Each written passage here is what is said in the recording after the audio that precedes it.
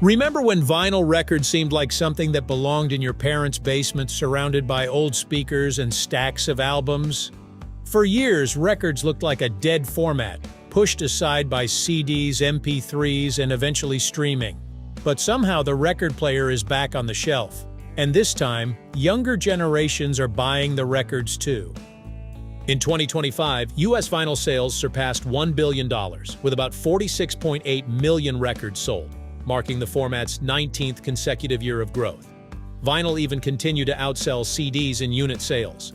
So what exactly is pulling people back to a format that was once considered obsolete? The answer isn't just nostalgia. So let's find out why vinyl records are making such a surprising comeback, right here, on History of Simple Things.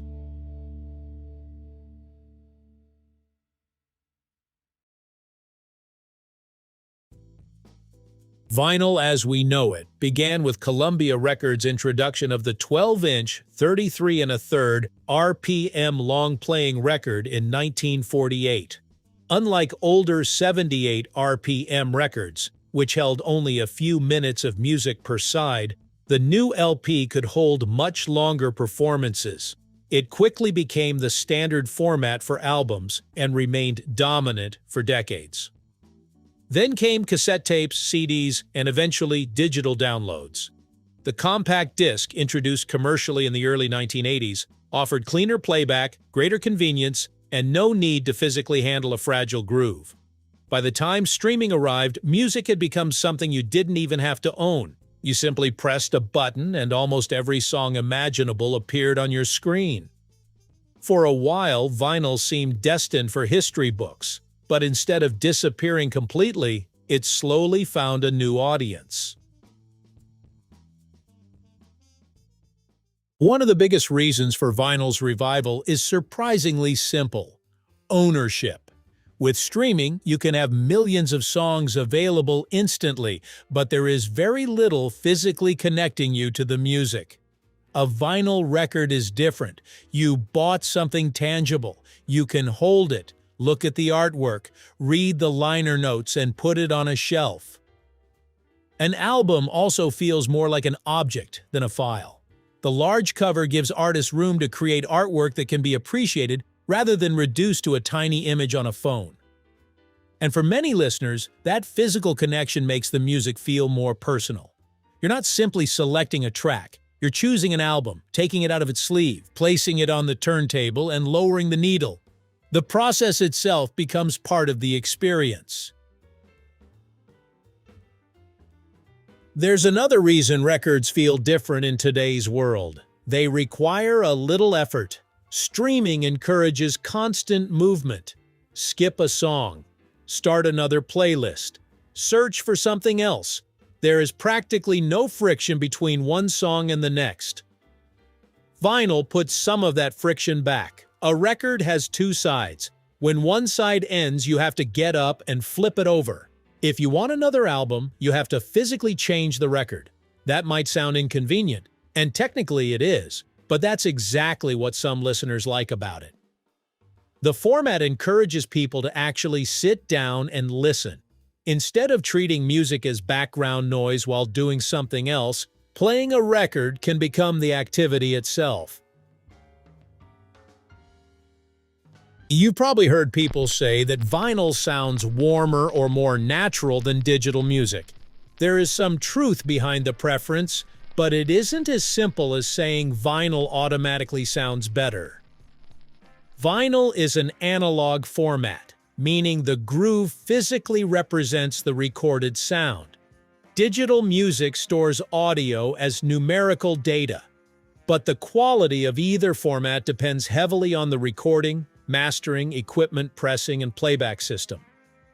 A poorly mastered record won't magically sound better just because it's vinyl, and a high-quality digital recording can sound remarkably accurate.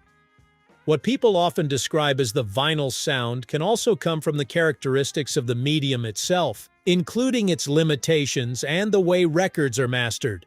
Surface noise, slight distortion, and other imperfections can become part of the listening experience. For some listeners, those imperfections don't ruin the music. They give it character. Nostalgia is certainly part of the comeback. Older listeners may remember buying albums when records were the normal way to listen to music. But here's the interesting part. Many vinyl buyers today weren't even alive when records were the dominant format. For younger listeners, vinyl can actually feel new. It's an unusual combination, an old technology presented as something special and collectible. Limited editions, colored pressings, anniversary releases, and elaborate packaging can turn an album into a keepsake. Artists have noticed this too. Major releases now routinely appear in vinyl editions, sometimes with exclusive artwork or different packaging. In other words, the record isn't competing with streaming by trying to be more convenient.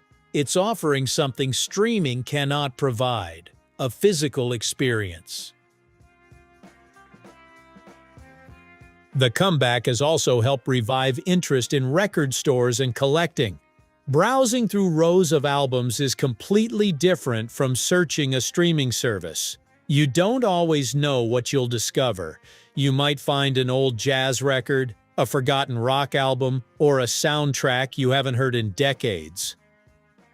For collectors, the hunt becomes part of the hobby. Finding a particular pressing or an album in excellent condition can be just as satisfying as listening to it.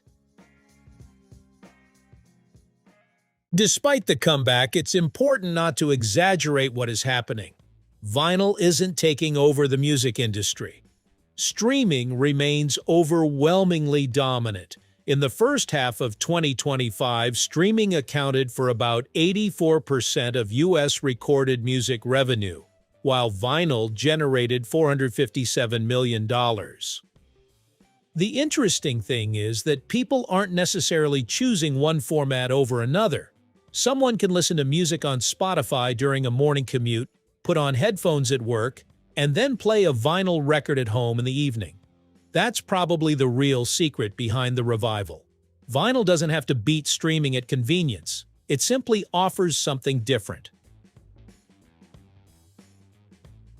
Vinyl records survived because they stopped being just a way to deliver music and became an experience. They give listeners something physical to own, artwork they can actually appreciate, a slower way of listening, and a connection to the music that doesn't require a screen. The imperfections of the format can even become part of its charm. And the numbers show that this isn't simply a tiny group of collectors keeping the format alive. U.S. vinyl revenue passed $1 billion in 2025, continuing a remarkable 19-year growth streak. The funny thing is, vinyl's biggest advantage may be the very thing that once made it seem outdated. It isn't instant, it isn't effortless, and it isn't perfectly convenient. In a world where almost everything is available immediately, that's exactly what makes it special. Sometimes people don't want more convenience. They just want to sit down, put a record on, and listen. Thank you for watching. If you have suggestions for our next video, feel free to share them in the comments below. We'll be sure to give you an acknowledgement for your contribution. Thank you for joining us on this journey through the history of simple things. Don't forget to like, subscribe, and stay tuned for more stories woven through the smallest details.